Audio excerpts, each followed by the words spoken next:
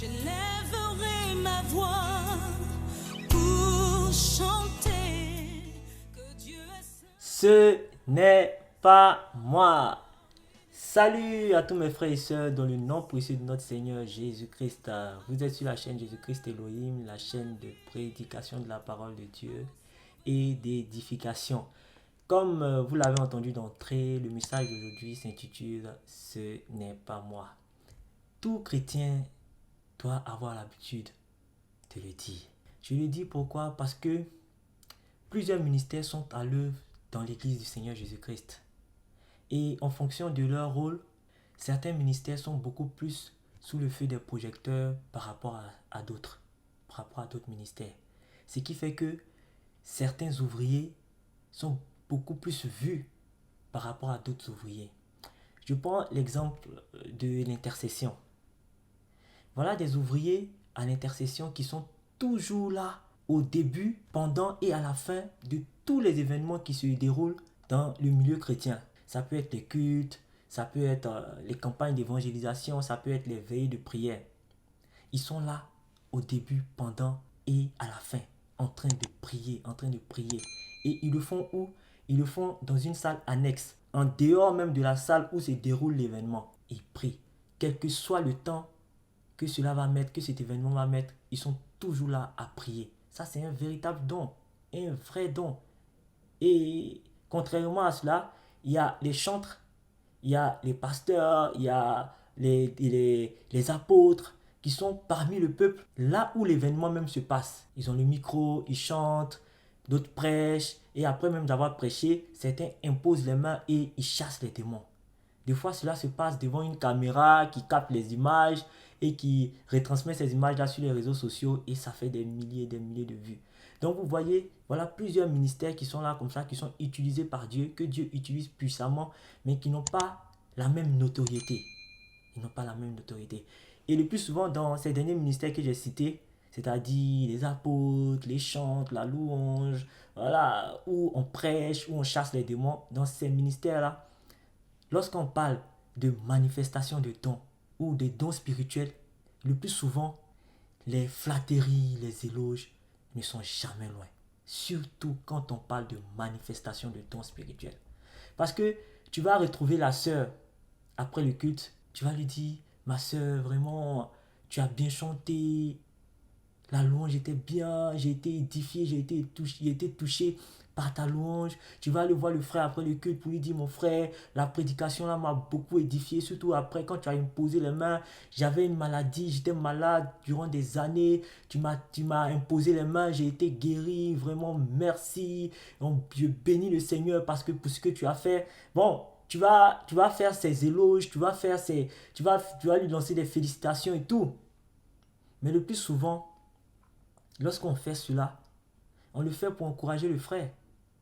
On le fait pour encourager afin que le frère demeure dans la présence de Dieu. Reste dans la présence de Dieu pour avoir encore plus de révélations, pour que le Seigneur l'utilise encore beaucoup plus. Mais le plus souvent, ces encouragements, si tu les fais à quelqu'un qui n'est pas assez lucide, qui n'a pas la tête sur les épaules, ces encouragements-là flattent sa chair au point de le rendre orgueilleux. Ce qui fait que, des fois dans l'église, on voit des ouvriers qui se croient beaucoup plus importants que d'autres, qui croient leur ministère beaucoup plus important que d'autres ministères, qui prennent les frères, d'autres frères de haut. On voit des sœurs qui prennent les autres sœurs, les autres frères de haut avec des paroles qui sont vraiment désagréables. Et cela devient très néfaste, à la fois pour le frère et pour l'église. Nous allons dire pourquoi cela est néfaste. Dans 1 Pierre, le chapitre 5, les versets 5. Nous allons lire cela. De même, vous qui êtes jeunes, soyez soumis aux anciens. Et tous dans vos rapports mutuels, revêtez-vous d'humilité, car Dieu résiste aux orgueilleux, mais il fait grâce aux humbles. Vous voyez, Dieu résiste aux orgueilleux, mais il fait grâce aux humbles.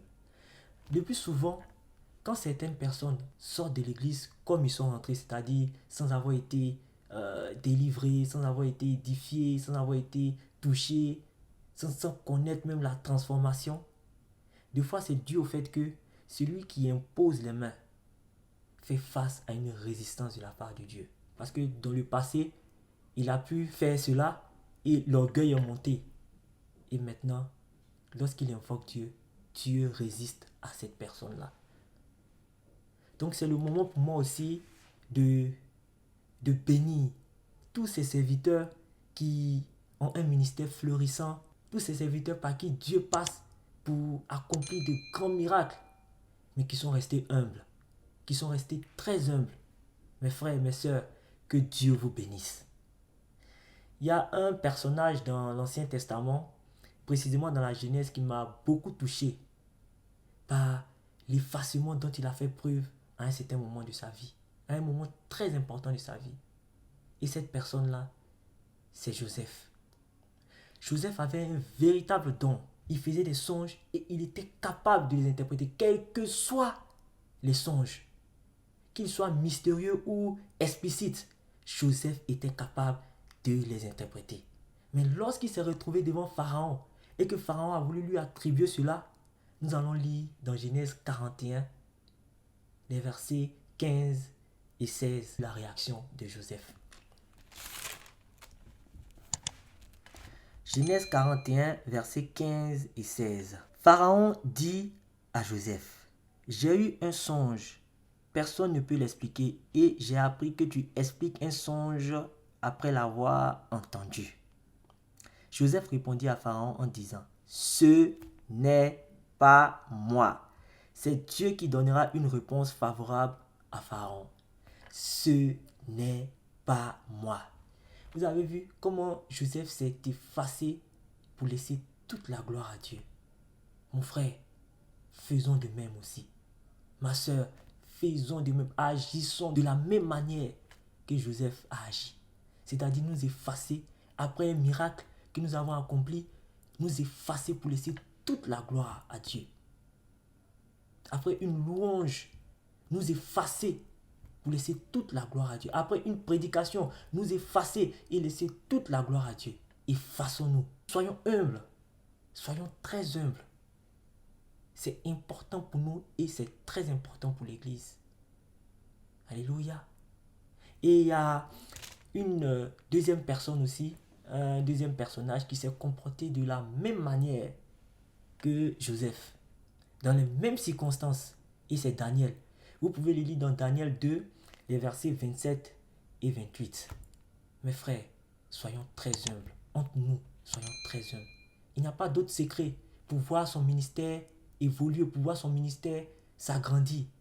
C'est l'humilité. Il n'y a que l'humilité qui peut nous faire progresser dans le Seigneur. Pour terminer, nous allons lire un dernier verset.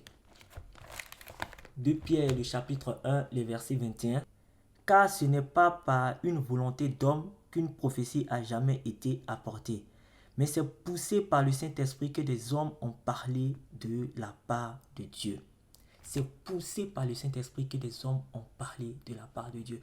Moi, à ces versets-là, je voulais ajouter que c'est poussé par le Saint-Esprit que des chantres ont chanté Dieu. C'est poussé par le Saint-Esprit que des pasteurs ont prêché la parole et ont touché des milliers de personnes. C'est poussé par le Saint-Esprit que des chrétiens ont chassé des démons. Donc mon frère, si tu te retrouves face à quelqu'un qui est prêt à te faire des éloges, à te féliciter, réponds à cette personne avec humilité et sagesse. Ce n'est pas moi. C'était le message que je voulais partager avec vous aujourd'hui. J'espère que vous avez été édifiés. Je vous donne rendez-vous le vendredi prochain. D'ici là, portez-vous bien et que le Seigneur vous bénisse. Allez.